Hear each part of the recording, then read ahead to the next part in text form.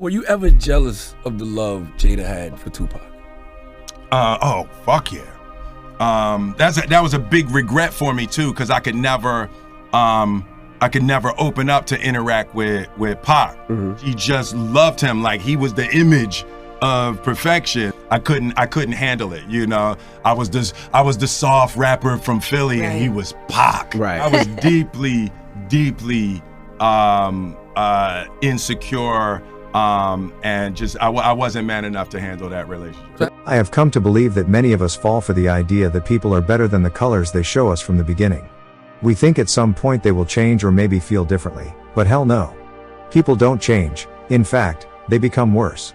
If someone shows you from the beginning that they do not love you and you are not their number one, you can tear this world apart for them, but they will never appreciate it or see any of your efforts.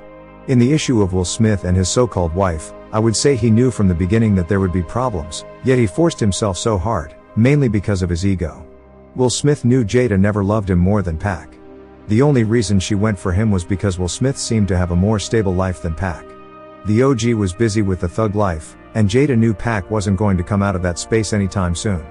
There is a clip I watched of Jada where she confesses that she never wanted to get married to Will. The only reason those two got married was because she was pregnant. It didn't make sense to me because no one can force you to get married, even when you are pregnant. Will Smith confesses that we actually never liked the idea of Jada being close to Pac for many reasons. Tupac was more famous than him. Pac was more than a father figure for Jada. She looked up to Pac, she adored him, she couldn't just stay away from him.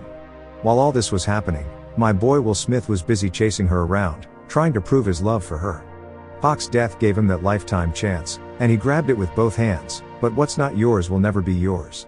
These two will go on to live a miserable life together, faking to the world that they are a perfect couple while they cannot stand each other. Marry right, folks. You are better off being single than marrying someone who doesn't love you.